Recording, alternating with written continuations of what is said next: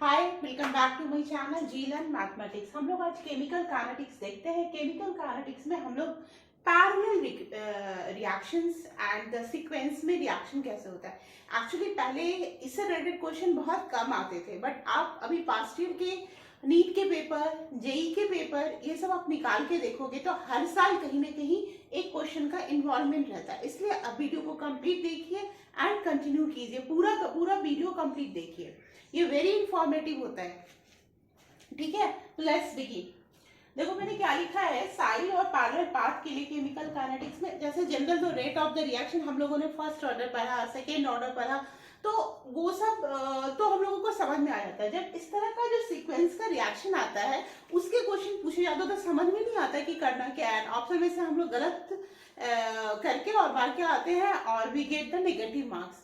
ठीक है, इसको पहले हम लोग समझते हैं कि ऐसे क्वेश्चन को करना क्या है, सोचना कैसे है। आप अगर इसको समझ लोगे तो then you may do the correct answer.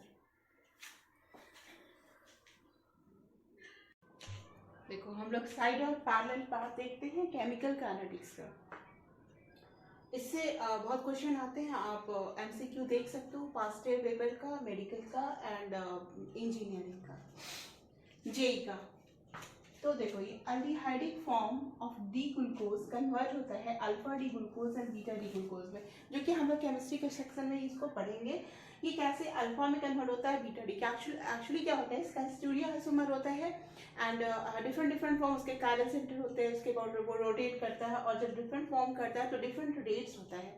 ठीक है, ये हम लोग ऑर्गेनिक केमिस्ट्री में पढ़ेंगे फर्दर। इसके रेट्स क्या है, K1 एंड K2। यहाँ हमको करना है कि इस कंडीशन में overall weight of the reaction को कैसे फाइंड आउट करते हैं। तो लेट्स सी, मान लो कि A से अगर B बना और C बना, A से इसका रेट K1 है और इसका रेट K2 है, तो हम लोग इस रिएक्शन को कैसे लिख सकते हैं, minus dA by dt is equal to K1A, है ना। और दूसरे को भी लिख सकते हैं minus D A by D T is equal to K2A। इसको R1 लिखो, इसको R2 लिखो, इसको R1 लिखे। अब हम लोग equation first and equation second दोनों को ऐड करते हैं, तो R1 प्लस R2 क्या हो जाएगा हमारा, K1A प्लस K2A। और इस दोनों को ऐड करोगे तो एक चीज आएगा ना, जितना जो ए जो डिसइंटीग्रेट होगा minus D A by D T. अब देखो हम कभी भी इसको जैसे ऐड नहीं कर सकते, बिकॉज हम इस दोनों को अगर ऐड करेंगे और उसको हम 2 DA/dt नहीं, क्योंकि इसमें से ए में मान लो कि 0.001 mm निकला होगा, इसको 0.002 mm निकला होगा। ये माइनस DA/dt क्या बताता है कि कम होने का, ए से जो डिसइंटीग्रेट हो रहा है उसका रेट। तो हमने दोनों को ऐड करके ओवरऑल डिसइंटीग्रेशन रेट निकाला। तो अब ये क्या आ जाएगा हमारा, K1 plus K2A is equal to minus DA by dt, है ना। अब जैसे हम लोग फर्स्ट ऑर्डर रिएक्शन में सॉल्व करते थे, वैसे हम लोग इसको सॉल्व करेंगे। ये क्या करेंगे, dt लिखा, 0 से t हुआ टाइम पे, और dA अपॉन a, है ना। इसको हम लोग लिख लेते हैं 1 बाई K1 प्लस K2, कोई फर्क नहीं पड़ता है, और या K1 प्लस K2 को KA लिख लेते हैं। ठीक है, तो 1 बाई KA। तो ये तो कांस्टेंट है, ये बाहर रहेगा 1 बाई KA, और ये A0 टू A होगा, यानी ln A minus ln A0। ये हमने क्या किया, इंटीग्रेशन किया, इसका क्या किया, इंटीग्रेशन किया।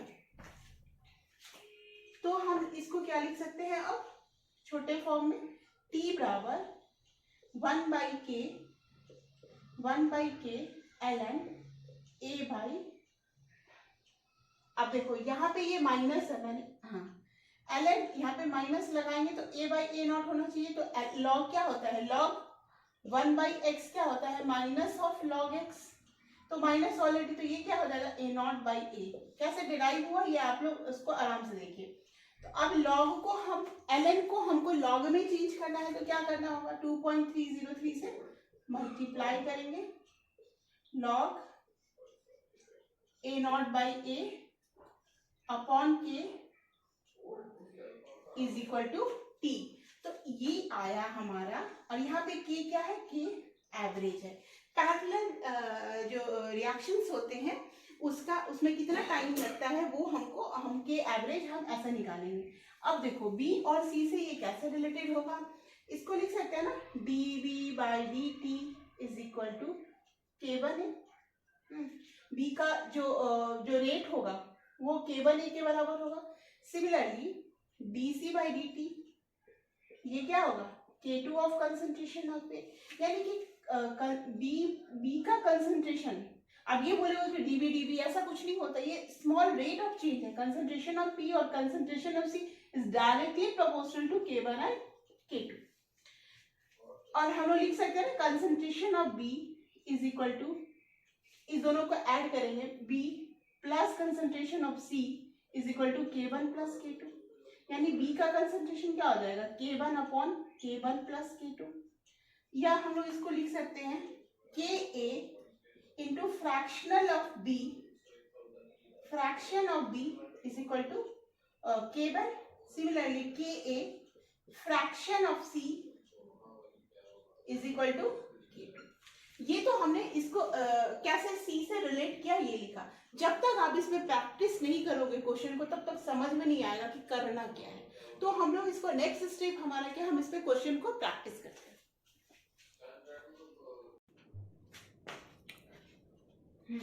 तो हम लोगों ने अभी जो पैरेलल रिएक्शन पढ़ा उस पे क्वेश्चन देखते हैं। One of the best question मैंने देखा ये, इसमें क्या पूछा जा रहा है, ये follow parallel path first order reaction, means first order reaction का हमको इक्वेशन फॉलो करना है। If initial concentration of A का क्या है 0.25 m है initial concentration, calculate the concentration of C after 5 hour of reaction. इसका कंसंट्रेशन 5 आवर के बाद आफ्टर 5 आवर फाइंड आउट करना है। तो हमको क्या फाइंड आउट करना है, सी का कंसंट्रेशन 5 घंटे के बाद फाइंड आउट करना है। और ये रिएक्शन ऐसे दिया हुआ है, पैरेलल पाथ दिया हुआ है। अब पास्ट ईयर नीट और जी के जो क्वेश्चन है आप उसमें देख सकते हो। जी एडवांस में तो कई बार आया है, इवन कि कभी कभार इधर नहीं आएगा तो मॉडर्न फिजिक्स में भी आ जाता है। ठीक है, तो हम लोग कैसे, हम लोगों ने क्या क्या पढ़ा, अभी हम लोगों ने के एवरेज पढ़ा था ना, के ए पढ़ा था। के ए इज इक्वल टू हमने क्या लिखा था, λ1 प्लस λ2। और यहाँ पे के का जो वैल्यू है वो मैंने शायद लिखा नहीं है, 1.5 इंटू 10 पे पावर -1 है। 1.5 इंटू 10 पे पावर माइनस कितना है, लेट मी चेक, ये है 10 पे पावर -5 और ये है K2 का 10 पे पावर -6 है, 5 क्रॉस 10 पे पावर -6 है पर सेकेंड। ये हमारा दो वैल्यू ऑलरेडी दिया हुआ है। ठीक है, अब हमको इसमें यूज करके देखना होगा कि कैसे। मैंने आपको इससे पहले भी बताया ना कि हम लोग क्या करते हैं, के ए निकाले थे, तो के ए में क्या किया था निकालने के लिए, दोनों को ऐड किया था। 1.5 10 पे पावर -5, अब इसके ऐड करके वैल्यू क्या आएगा, 10 पे पावर -5 को आप कॉमन ले लीजिए, 1.5, इसको हम लोग 0.5 लिख सकते हैं ना, 0.5 हो गया। तो ये आ गया 2 इंटू 10 पे पावर -5।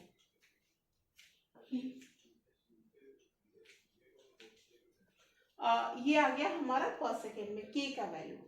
फिर उसके बाद हमने क्या लिखा था, 2.303 by T log concentration of A naught upon A is equal to K था, जो कि वैल्यू हमारा दिया हुआ है। तो हमारा इनिशियल कंसंट्रेशन क्या है, तो कंफ्यूजन कहाँ होगा, क्या इसका पावर 5 ले या कुछ, वो नहीं, आपको फर्स्ट ऑर्डर रिएक्शन इसने लिख दिया कि फॉलो करना है। इसका यूज हम लोग बाद में करेंगे क्योंकि हमको इसी रेस्ट्रिक्टेड है, we are restricted to follow this reaction, to follow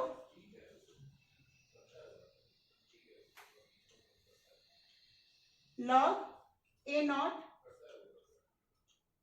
by A इसको लिख सकते हैं 2 इंटू 10 पे पावर -5।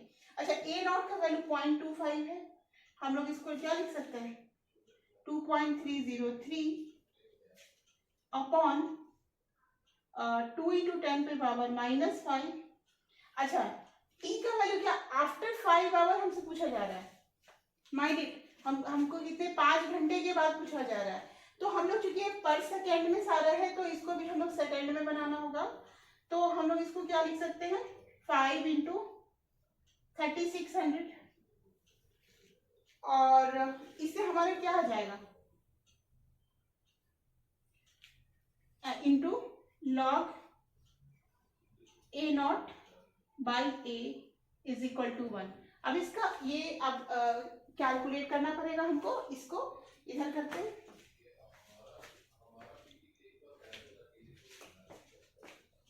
इसको हम लोग करते हैं तो ये हमारा क्या आ गया 2.303 इंटू 2 इंटू 10 पे पावर -5, 5 2 सा 10 लिख सकते हैं तो 10 पे पावर -4 हो जाएगा इंटू 3600 लॉग ए नॉट का वैल्यू 0.25 है यानी 1/4, नीचे कंसंट्रेशन ऑफ ए लिख देते हैं, है ना, बिकॉज लॉग 2 का वैल्यू फाइंड आउट करना बहुत इजी है, इज इक्वल टू 1 लिखेंगे तो ये क्या आ जाएगा 1 बाई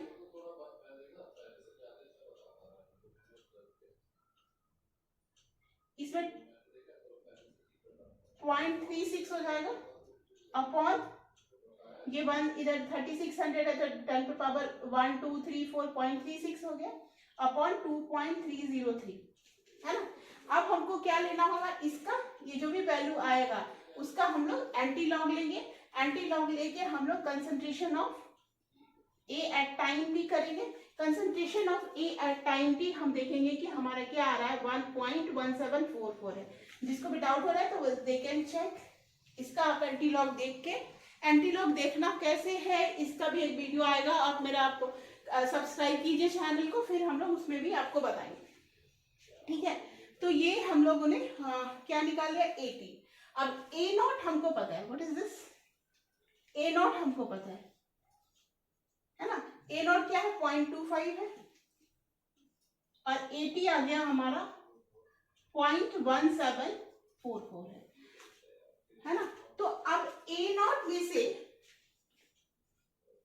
80 को अगर हम सब्ट्रैक्ट करेंगे तो जो हमारा डिकम्पोज्ड था, जो हमारा डिकम्पोज था वो हमको फाइंड आउट हो जाएगा।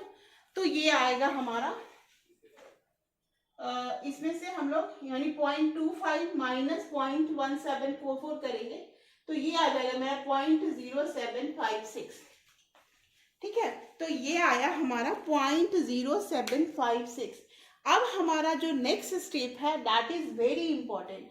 अब फ्रैक्शन ऑफ सी कैसे फॉर्म होता है वो हम लोग देखते हैं।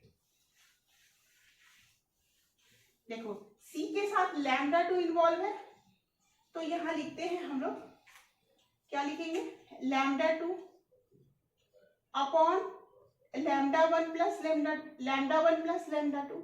और मैंने क्या लिखा था, ये यहाँ पे फ्रैक्शन सी का फ्रैक्शन इनटू फ्रैक्शन में लिखा था जो स्टार्टिंग में हमने पढ़ाया था। तो ए का जो फ्रैक्शन आया था वो हमारा क्या था 0.0756। अब सी का कंसंट्रेशन यहाँ पे एक्चुअली मिसिंग है, हाँ 2C है तो 5A से 2 पर हो रहा है तो सी का कंसंट्रेशन में क्या करेंगे 2/5। दिस इज द ट्रिक, यहाँ पे आपका गलत हो सकता था।